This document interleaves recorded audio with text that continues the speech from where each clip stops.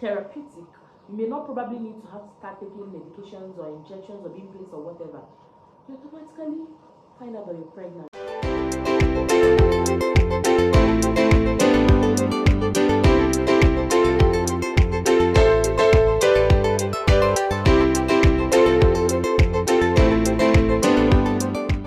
Hello guys, welcome back to today's video. It's your girl Judith, your favorite videographer. Guys, don't forget to like, subscribe, share, and all that good stuff. But you're welcome. Stay tuned. Yeah. So, guys, I've gotten a lot of questions on HSG. People, a lot of myths surrounding HSG, and a lot of our patients, when they come in for the HSG procedure, a lot of them are very skeptical about it because of they're so scared. They've had a lot of information, and I'm here to clear all those misconceptions and tell you what you really need to know and how to prepare your body, your mind, and soul for this procedure. Yeah. So first of all, what is HSG? HSG is hysterosalpinography. Yeah, it's an X-ray procedure. Through the use of contrast medium, you're able to see the female reproductive systems. Yeah, it's mostly used for tubal patency to make sure your tubes are open, they're not blocked. Because we all know that eggs and sperm, they both meet in the uterus and all that. So we want to make sure that everything is okay. There's no blocked tube. Sometimes it may not really even be a blocked tube. Sometimes it could be particles of tissues from the body, you know, inside the tubes, blocking fertilization from happening and all that. It could also be a little bit of membrane here and there. Yeah. So HSG is basically used to make sure there's no issue with your reproductive system and to find out why infertility is taking place. Yeah, because you know, we usually tell people when you try having a baby for 1 month to a year, then you need to check in with your OBG, like your gyna, and then they'll send you for certain assessments to check what is actually the problem. Yeah, and HSG is one of the initial assessments you're being sent for after your ultrasound, your hormonal test. You're being sent for HSG procedure to be able to check if the system, your female reproductive parts are all okay and your system, everything is just okay. Yeah. And then most of the myths that people have are HSG is too painful, or the procedure, you don't want to go through that pain. Oh, this one you're going to come out, the acid they put into your body is so painful, or something will be coming out of your body, you just start bleeding. I know. It's a lot. Most people don't really know how to give out information, or they can really exaggerate a particular situation. Yeah, but since this is my field, I'm here to tell you what you need to know and what you need to expect. Yeah. So HSG, one of the questions people ask are, when is HSG? When is the HSG done? HSG is not done during your periods. It's not done when you're on your periods. It's done after your periods. We observe what we call the 10th day rule, whereby you count from your first of period 1, 2, 3, 4, 5, 6, 7, 8, 9, 10. Your 10th day cycle. Then you're being booked for your HSG procedure. Yeah, because we want to make sure there's no blood, you're not still spotting, there's no blood remaining in your body. And before coming for a HSG procedure, we usually advise our patients, please try not to meet with your spouse before coming for this procedure, to prevent us seeing some things going on down there and disrupting it. You understand what we mean? Exactly. If you know, you know. Yeah. So basically, you're not supposed to have sex with your partner before coming for this procedure, so that we're able to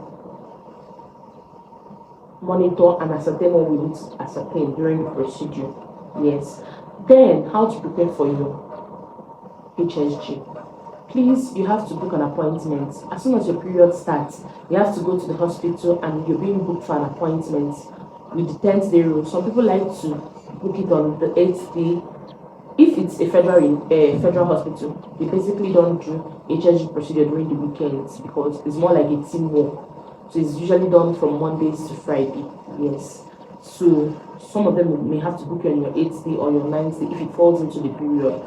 But the most appropriate day to use, the rule says 10th day rule. Then for people who usually have their period extend over a period of 6 to 7 days, we have to actually extend into handling it on their 11th or 12th day. but we cannot exceed your 14th day because then you're exhilarating and we don't want to cause you more harm than good. Yes. So how to prepare for your procedure, like I earlier said, you have to book your appointment, which is the first thing. Then you have to shave your pubic area. You want to keep it as neat as possible to prevent infections. Yeah. You know, you will have a lot of things going through your body and all that, and you know how all these hairs in our private parts, how they can be. You know how now you can just find something to grab on and all that, so you won't cause yourself unnecessary pain and all that where there's no pain. Then the next one, you may be asked to take a laxative a night before the procedure. On the day of, in the morning of the examination, you're being asked to take a diclofenac tablet. Some ask you to take 2, depending on the milligrams. I asked to take 2 in the morning of the examination, for the examination, so that the muscles of your wall, of your reproductive organs, like your cervix, the walls, are properly relaxed for the examination to prevent what we call muscle spasm. Yeah, you know when your muscles are so clenched, that's the meaning. It's so clenched and you can't even put anything through, like no instruments, whatever we're trying to use during the procedure, we're trying to fit in, everything seems to be a power puzzle. Yeah, so you need your muscles as relaxed as possible. The next one is, please, you have to delete everything. I know the internet can be crazy. It's going to tell you a lot of things. Oh, the pain threshold, this and that. I just want you to know that your pain threshold is going to be based on your pain tolerance. A lot of people tolerate pain much more than others. For people, even when there's no pain, then it's painful for them. Yes.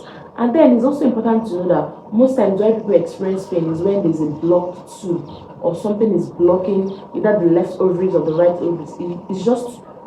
It's a sign of, it could also be a sign of a problem. I'm not saying it's entirely a problem, but when you have so much pain, like when I mean so much pain, like from 1 to 10, you have 9.5 or 10, then you know that probably is as a result of blocked tubes, and then in the process of trying to unblock the tubes, you could have pain. Yes. Then when you try to be as relaxed as possible, please don't clench your muscles. Try to relax.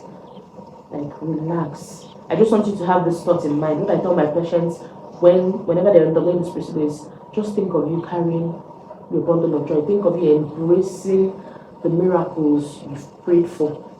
It's a step closer for you to your answered prayers. I just try to imagine like, oh, you're having your baby, you're carrying your baby, you know, and all that. Yeah. And usually this tip helps. Yeah. So then the contrast we use is completely safe. It's not in any way acidic to your organs. It won't burn in your organs. It's not going to cause you problems and all that. The contrast is basically a medium we need to use to be able to clearly see your reproductive part. You all know that there's a lot of blood and other things in that system, and tubes and veins and all that, but we need to clearly see it. That is why we use the dye. You know when you want to see something clearly, it's just like, okay, let me say, you know how glasses like a medium for someone that can't see something far. You just have to wear so you can be able to see. That is just exactly, in a layman's word, the importance of a contrast during this particular examination. Yeah. Then how is the procedure done? You basically have to stay in a lithotomy position, you know, as if you're pushing out a child. Yeah, and then the doctors will open up, they'll clean you up with normal saline, Savlon and all that, make sure. And then before then, you have to come to the hospital with a buscopan injection, which you'll be given before the procedure starts. It also helps in relaxing your muscles here.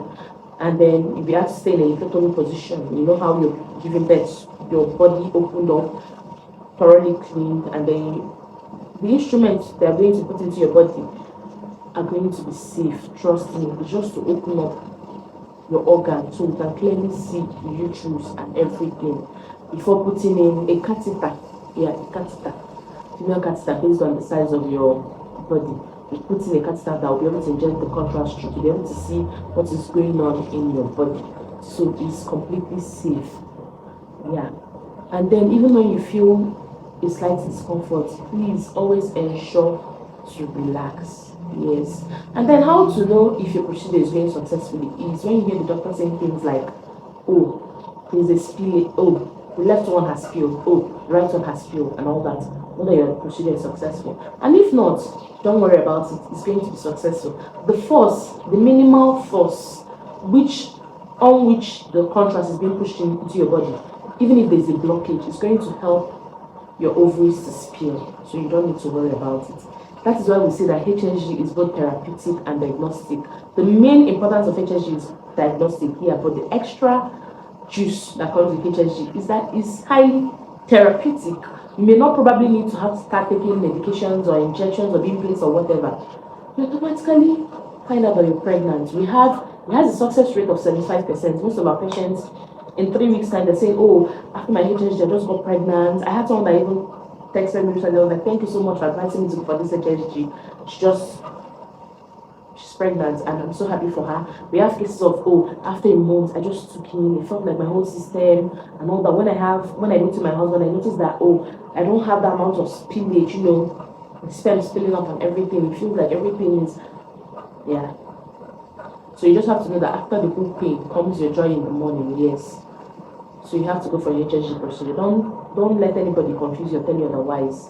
You may only face a slight discomfort, which even after the procedure, you can take your painkillers to help you manage it, yes. And it's advisable that you come with at least 2 sets of pad, just in case. Some will tell you to come with one. As soon as the procedure is done, you have to place it in so that residues of the contrast that was used or dye could spill in, and little, for some people they have a little spots of blood, because it was a procedure that was done, not a painful one, yeah. But you just need to, if there was something like a force, something like a membrane, a tissue blocking it, the force of the contrast will push it out. You may probably have a light spotting of blood and all that, and then that's just all it is. Your body, you're good to go and all that. So you just basically clean up. I also tell people to come with something like cotton wool or tissue. You can just clean up. Most hospitals have tissue, so you just clean up, place your pad. If you have your painkillers, you can put it up in your mouth and then go home and relax. You can only, the after effect is that you can face a discomfort of in 3 to 4 days, and then that's just that. Yes, I think I'm basically done. Yeah, so I don't know what is holding you from getting that HSG, but I just want you to know that it's completely safe, and it may just be the only thing holding you to your answered prayers. Yeah, you just have to think of the pain is what's the gain. Exactly. This is just how to explain it. So don't let anybody tell you otherwise. Don't think otherwise. Prepare yourself, prepare your body, prepare yourself a night before the procedure. Pray and allow God to take control. I tell my patients when they come there and they're panicking, oh, most of them see them shaking, you see most of them vibrating and all that. And then even during the procedure, if you notice you see your legs shaking, don't worry, it's just part of, when your body, your muscles are strained for a long period of time, you just have this kind of, it's shaking, and it's more like a shaking syndrome. It's perfectly okay. So tell them when you're coming in the morning, hand everything in the hands of God, and then when you come, allow Him to take control, because God over everything. We do our best as medical professionals, but without God, we won't be here. So thank you so much, guys, for watching today's video. Thank you for tuning in. Hope I was able to give you the juice on HSG. But you get what I mean? I hope I was able to tackle your fears, elaborate on what you need to know, and let you know that HSG is completely safe and is the best option for you in cases of infertility, because it's also therapeutic aside being diagnostic. Yeah. Thank you, guys. See you in my next video. Bye.